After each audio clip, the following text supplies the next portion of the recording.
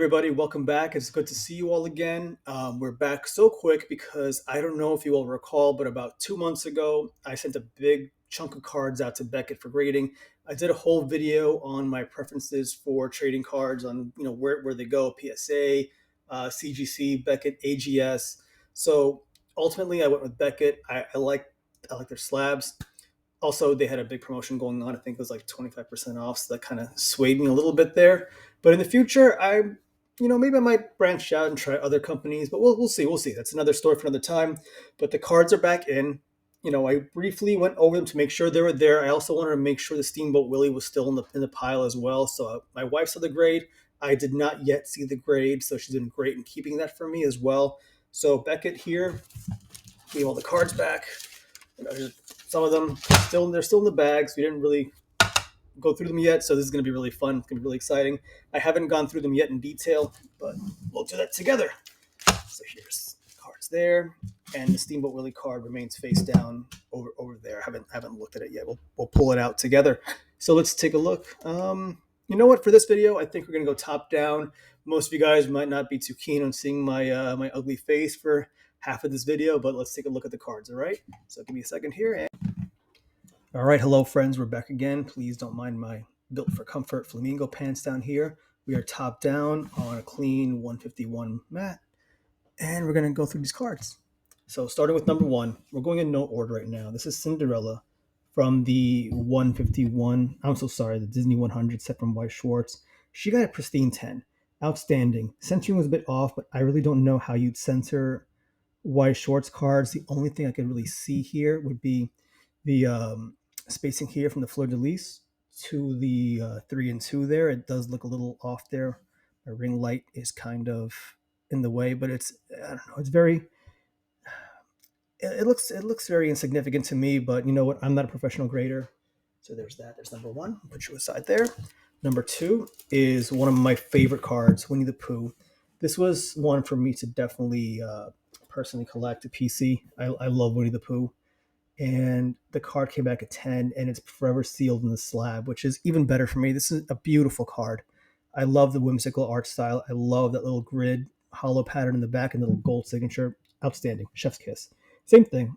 It received a 9.5 for the centering, but being this card here is landscape, it's kind of hard to see where the centering would start and end for this one. So I'm not sure about this grade, but whatever. This one is for me just to hold on to. Next up is a base set Squirtle. It's a 1996 Japanese base set Squirtle, and the fact this car is 27, 28 years old is just blows my mind. Look at that. I kind of knew off the bat this card wasn't the best. I kind of think I dinged the corner putting it into those top loaders, those card savers. You can kind of see up here. Is this side here? Yeah. It's kind of hard to see with the camera here. There you go. In the reflection, you can see it there. The corner is dinged. So I'm not sure if that was me or if it's just how the card was, but a 7 is still not terrible at all, especially for a card with that age. So pretty cool. I'll take it. I don't have a choice, but I'll take it anyway. This one I thought was a cool one to throw in there. It's a Tropical Wind Trainer card. You get them from the Nintendo World Championships. This card also same thing. It's about 20 years old. It is, there you go, Pokemon promo, Nintendo Worlds, Black Star. Really pretty card. This one I got it from Mercari for like $6. You know what? And I thought, why not? This one here, you can see it's damaged on the top there. I wish the camera would do a better job at focusing, but there is a bit of a dent there. Same thing here. Corner got an 8. The back is pretty nice too. You see some whitening on the edges there too. But also this is about a 20 some odd year old card. So what can you expect? And also for the price, you can't go wrong. But 8.5, not bad to seal up. This is a Pikachu from the 151 pack in Japanese. This is the art rare. Really beautiful card too. I love the details on all these cards. They're outstanding. I can fix the little ring light a bit and just kind of turn you over a little bit. There we go. All right. So good detailing. It gave a 9.5 for centering and 9.5 for the corners. I don't see it. This is one of the better ones that we have in the collection, so I thought this would surely get at least a 10 or a black label. But I guess I was wrong here. I don't see any particular defects with the card. Perhaps maybe it's because I'm trying to find something. The This is a little bit left heavy compared to the right, but I don't know. I feel like I should have gone a little bit higher. Anywho, moving on now. We're going back to White Shorts. This is the Kobayashi's Dragon Maid card 2022. This is Toru with her clothes asunder. 9.5 with this one. This is another one I want to hold on to. I feel like these cards are climbing in value, so this might be trade fodder one day or for sale. And it's pretty cool because in the camera you can kind of see the rainbow foil around Toru's hair, kind of like a cutout. That's a really cool effect I didn't notice before from the naked eye. Pretty card. Centering 9.5, edges 9.5, corners 9.5, surface 9, so it got a 9.5. Yeah, I feel like that grade is a little bit higher than I thought it would be, but whatever. It looks good. Pretty cool. Let's see here. This is a cool one here. What am I saying? What am I kidding? They're all cool ones. So this is a War Turtle from the Japanese 151 pack. If you recall, I sent out Squirtle, War Turtle, and Blastoise from 151. They should all be in a sequence. Hopefully they are. This is War Turtle, the 9.5, center ring 9.5, corners 9.5, edges 9.5, surface 10. I don't quite see the defects there. Looking closely at it, I don't really see what it could be. But like I said, they're the pros. I'm not. Regardless, it's a beautiful card. One definitely, that's going to look nice in the collection there. All right. Moving on, we have another Kobayashi's Dragon Maid from Weiss Schwartz. This is Lukoa, if I'm saying that right. This is a cool one. It's like the nice little gold stars on it. Same thing, under the camera, you can kind of see the rainbow hollow around Toru's silhouette. Beautiful effect. 9.5 centering, 9.5 surface, 10s on edges and corners. I don't see it, but like I said, I'm just glad it got that rating, 9.5. Pretty cool card. Let's see. Anyway, very nice one, and I'm glad they're in a case. Easier to wipe down later. That's a joke, a terrible joke. I'm so sorry. Okay, Squirtle from the Japanese 151 set, same thing, 9.5. I love this card. Capture Squirtle very nicely. Surface got a 10. Everything else got a 9.5. There we go. There's Squirtle. On the little beach there. No scratches, no scuffs up or anything. Really nice card. I think I only bought 2 or 3 Japanese 151 boxes, and they were all Squirtles for the most part, which is pretty cool. I mean, Squirtle, War Turtle, Blastoise, so got some good stuff out of them. And the Pikachu. Charmander from the base set, Japanese base set. This one graded higher than I thought it would. It's an 8.5 for a 28-year-old, 27-year-old card. It graded very well. Centering got an 8. You could easily see the centering issue. There's no debate there. It is extremely right heavy. My right, it's right heavy compared to the left. Corners look pretty good as well, considering the age. Centering, yeah. Edges got a 10. Surface got a 10. This was great. This card was kept in great condition. I don't even know how I came across these cards, honestly, but I'm glad I did. They're in beautiful shape. I believe I may have got them online somewhere from I do a lot of late night shopping. And it's one of those things where packages show up at your house and you're like, how did I get this? And then they show up and it's like a surprise. It's like Christmas. I'm going to move these bags aside. Please give me 1 second. So I'm going to reuse them in a bit. Okay, this is Japanese base set Bulbasaur. This one got a 6.5. I believe it didn't get the highest rating, just like Squirtle did. Squirtle got a 7. Squirtle got a 7. So this one graded the lowest, which is a shame, honestly. Centering, the edges got dinged the most, but honestly, I think it may have been me putting it into the card saver that dinged the edges or corners. You could see some whitening up here too. Up here, there's some whitening here too. This card is definitely showing its age, but it's aged pretty gracefully, honestly. There it is, right there. Up there, definitely was some issue there. Also on the right side, my right there, some more dings. This card got damaged. Maybe they were kind of feel they were a bit generous with this one, which worked out for me. But this card definitely got a little bit beat up. However, Personally, I adore retro Pokemon cards. 'Cause it's one of those things where it's like they're not going to be around forever. Their population is declining. That's just the name of the game. They're not no one's remaking 28-year-old cards. Like, they're gone. Once they're gone, they're gone. With the newer ones, which however beautiful the newer ones are, they're still going to be reprinting those for a long time. They're still going to be around. But the old ones, they just have such a beauty to them. They capture a much nicer time. That's just me going on a rant. Did I mention I love trading cards? This one is also one of my favorite cards. This might be a good PC for me. This is from Scarlet and Violet 151 Japanese Poliwhirl card. I love Poliwhirl. I was one of those weird kids. I was like, oh, everyone's like, oh, Squirtle, Charmander, blah, blah, blah. Yeah, I love Squirtle and all that, but I like Poliwhirl a lot. Poliwhirl, I think, was supposed to be Ash's original partner. Actually, no, he is Red's partner in the Pokemon Adventures manga. So there's that. He's around. Poliwhirl gets some action.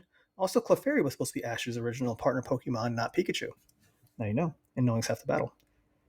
Beautiful card. I love the artwork on this. It shines beautifully. It's just a beautiful. I think it's a beautiful display piece. You know, it's just a beautifully made card. Polyware looking at his reflection in the rain is great, and it just captures a beautiful scene. There's even like some buildings in the background too. You can make it out. Absolutely gorgeous. I really love this card. So even if it graded low, I wouldn't have minded that much, but a 10 would have been cool, but this is definitely one, just like Winnie the Pooh, that's going to be held in my collection for a long time. So there we go. There's Poliwhirl. Okay, next up, we're going to get into Yu-Gi-Oh territory. So another older video, I broke some Yu-Gi-Oh boxes. I still have the Yu-Gi-Oh remake boxes, the Blue Eyes Dragon boxes in there. I loved Yu-Gi-Oh. I played it a lot in high school. It might surprise you guys, but I wasn't a big sports guy back then.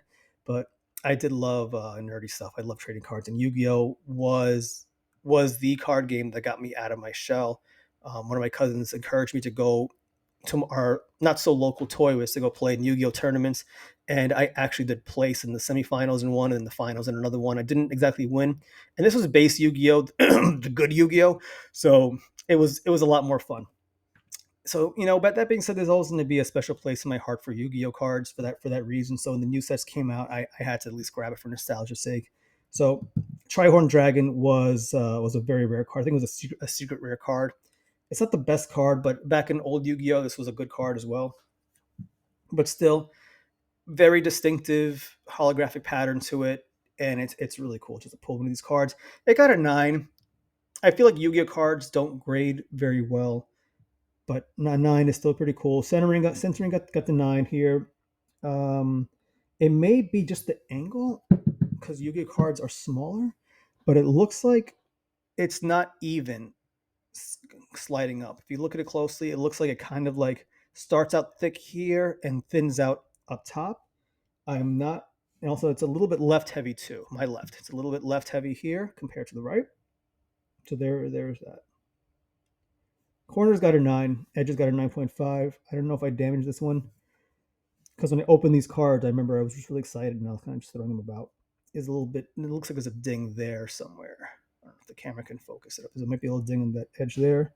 But Yu-Gi-Oh cards do whiten up on their edges as part of the design, so it could be a little bit deceptive. But all in all, not too shabby. I just wanted to grade some Yu-Gi-Oh cards. Final Fantasy. I have a box of Final Fantasy that I got to rip open. Aerith, or if you grew up playing old PlayStation Final Fantasy 7, Ares, but it's Aerith apparently. That debate's gone. So she got a 10. This was a cool one. She was my box topper for the which set is this? Emissaries of Light. She was a box topper for me, and I was so happy because Final Fantasy 7 and Tactics are my two favorites, my most favorite Final Fantasies. So her being the box topper one is great, and also her grading a 10 is also fantastic. Her centering is off, which I don't think is quite fair because there really is there's not much censoring with these cards. If you look at it closely, there's not anything to compare this to this. It's just a huge, beautiful picture. It's a huge, beautiful foiled artwork. There doesn't seem to be anything to compare the censoring to. So I'm looking down at the bottom as well as I'm talking this here. There's like nothing really to compare, or if my kids compare and contrast. Um, centering too. So I don't think this grade is exactly fair. It was good. It was a good grade. Also, they trapped a piece of dust inside too, so that's something else. But whatever. Anyway, beautiful card, beautiful character. A 10 is still a 10. Great. I would have loved a black label. Anyone would have, but it is what it is. Putting Aerith aside. Now, all right. Bidoof. So one of one of my wife and I's favorite Pokemon is Bidoof. We had to send out what we thought was the best one for grading there. He didn't get the 10. He didn't get the black label, but a 9 is still good. However, my wife was very disappointed in this. She wanted a 10 slash black label Bidoof. She's been eyeballing one on eBay for months. They um, they hold their value very well. Bidoof is becoming a massive Pokemon celebrity, especially the special delivery Bidoof becoming the most expensive one. That's crazy and really cool, beating out Charizard and Pikachu by quite a lot. Love this Pokemon. Love this card too. So this one's going to be in the PC, even though my wife's a little bit sad about not getting 10. It still is it just adorable. Look at him. How could you not love Bidoof? All right. So back into Yu-Gi-Oh territory here, we have the Dark Magician in English. I did pull a Korean Dark Magician from the Korean box break that I did. I don't really remember if I sent them off. My memory is terrible. However, this one got an 8. This one got an 8. Trihorn Dragon got a 9. This one here, I want to say was partially my fault because I don't think I handled this card properly. I did not think I'd be sending him off for grading. He was in a penny sleeve in the big pile, the big messy pile that was my card desk. So I could have taken better care of this one. However, something that was out of my hands here, his lowest grade was a centering. Centering got a 7.5, whereas everything got 9.5. Centering 9.5.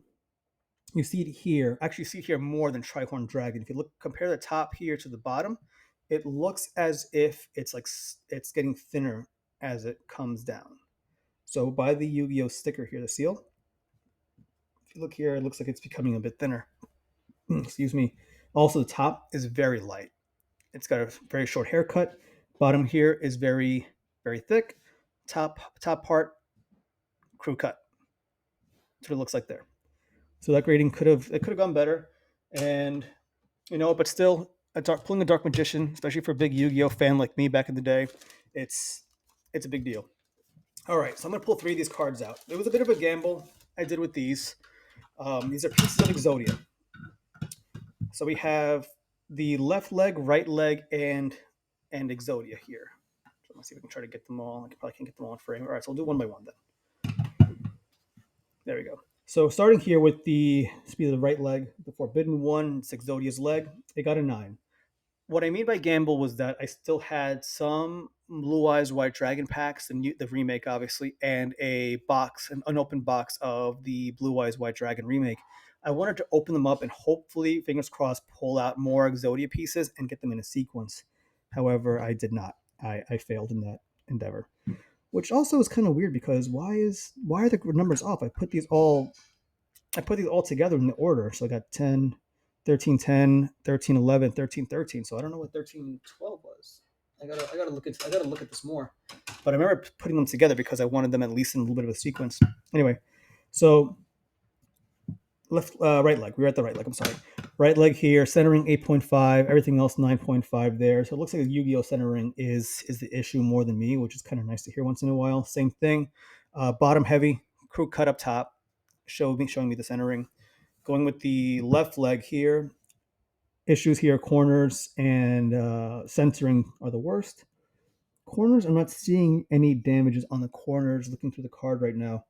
Uh, this one's very right heavy. My right, it is right heavy. It's visibly right heavy compared to the left side there. I'm not seeing any issues with the cornering. Oh, there it is right there. There's a ding on the bottom there. Part of me thinks it was from putting it into the card saver, but who even knows at this point? Exodia, Forbidden One himself is a 9. Centering, edges 9.9, surface 9.5, corners 8.5 again. So there is that. But I'm just really happy to finally pull an Exodia after all these years of hunting for one. Looking at the corner, it's dinged up here. There is a very visible ding in the corner. I'm not sure how that would happen because I remember pulling this card and being very careful. So there's that. There's those three there. All right. Next up, we're back to Weiss Schwartz with another Kobayashi's Dragon Maid card. This is another card that's been climbing in value lately. It has some good hollow work along the hearts there. So the hearts are foil. Also, the borders there have a beautiful foil. She graded a 10. So Lukoa, being a predator, graded a 10. She's cradling this kid. Actually, the card is called Stimulating Daily. I take that as you will. It is a high value card, though, apparently. I don't know what high value is. I'm just saying that, but I think this is a card that has been climbing in value as time goes on. That being said, Weiss Schwartz cards are a lot of fun to pull and fun to grade. I still have a ton of Weiss Schwartz cards I need to go through and rip open. I kind of wish I found my Persona Weiss Schwartz cards, even though I didn't get anything crazy. I'm a big Persona fan. I'm just throwing that out there, and I kind of wanted to get them going for the grades. Really, really pretty card though. All right, all right, a few more to go. Next up is the Mickey Mouse SSP foil stamp card from the Weiss Schwartz Disney 100 set. This one's also in Japanese. It's got a really cool Mickey Mouse gold stamp on there too. Okay, it looks great.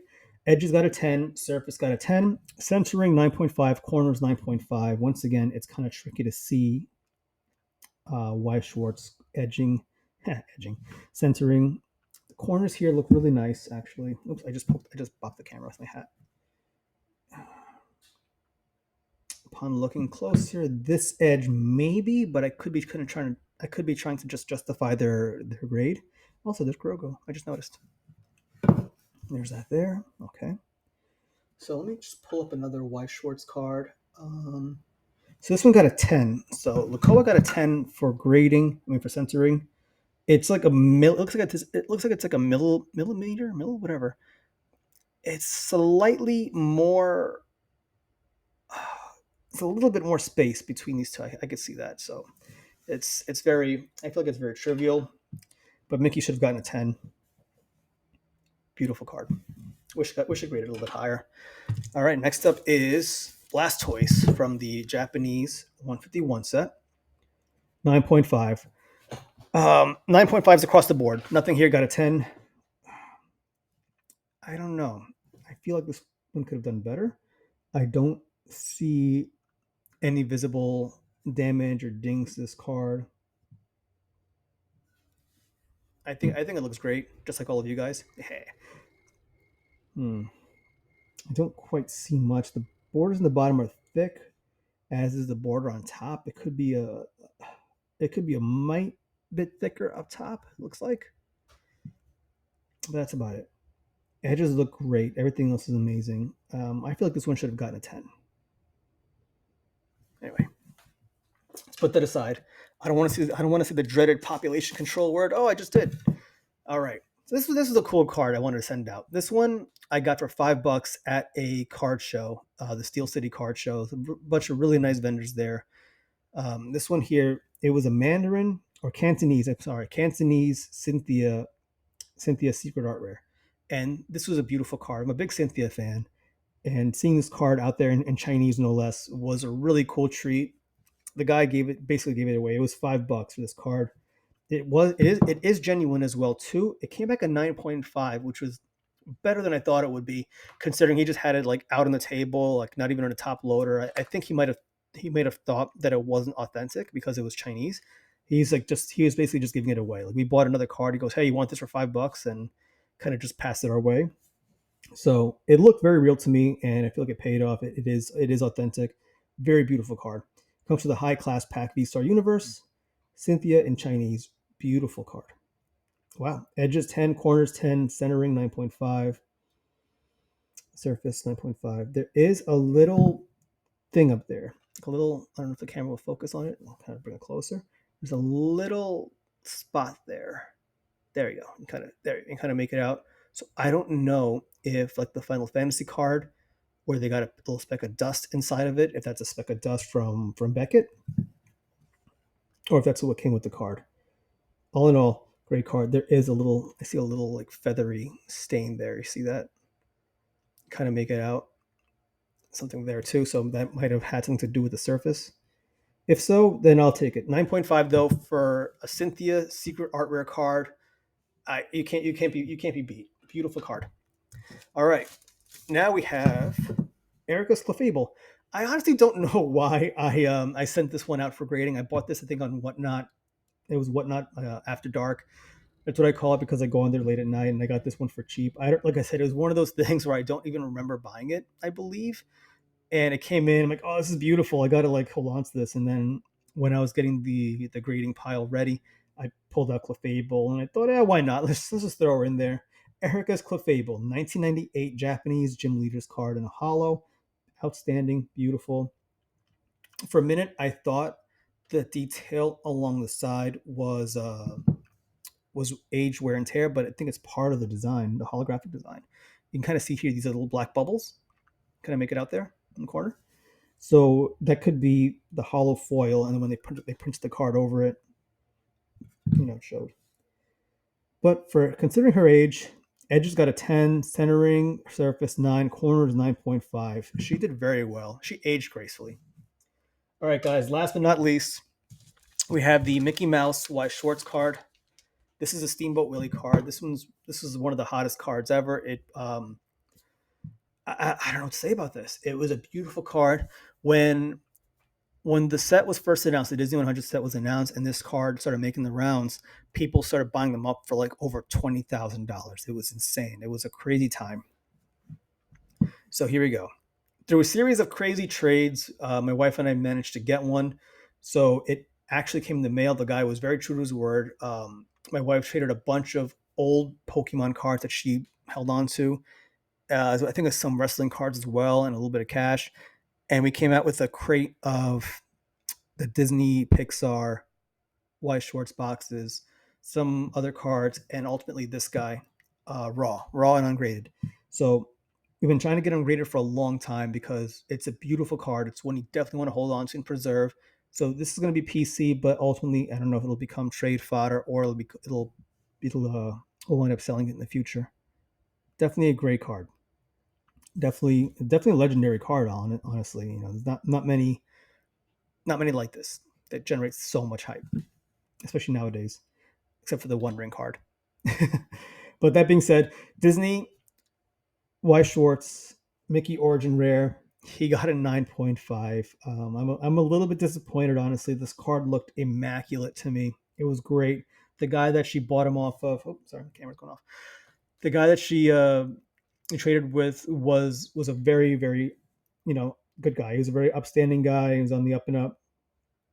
But the Steamboat Willie card, we were really hoping it would go higher. I do see a tiny little ding up there at a certain angle. There's a little indent.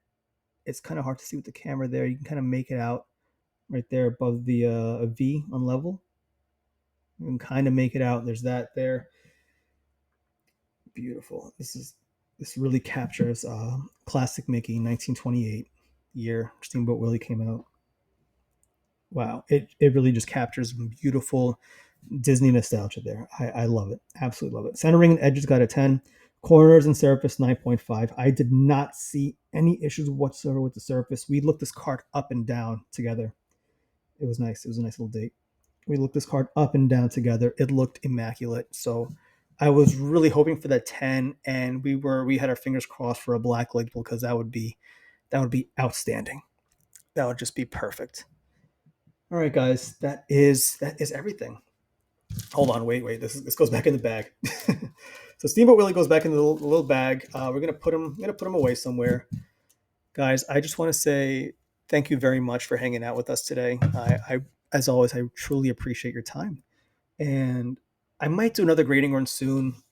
As soon as things start looking up a little bit more, we put some money away. We might do some more grading. I'm still torn on whether or not to go through AGS, PSA, or do you want to do Beckett again? I love Beckett slabs compared to like PSA, for example, and CGC. I do love like these thick slabs. Here's a PSA Magikarp here to compare. I do love how they came out. Like thickness, it has a beautiful crystal look to it as well. CGC, I mean, yeah, CGC and PSA have similar looks to them. The CGC ones look more, they have like a nice, cool blue look to them there. PSA also, it's pretty nice too. But I don't know, but that's another video for another time. And as always, if I'm gonna do another grading run, I'll definitely keep you guys in the know. And once again, guys, thank you very much for stopping by. As always, I truly appreciate your time. All right, everyone, take care and be safe out there.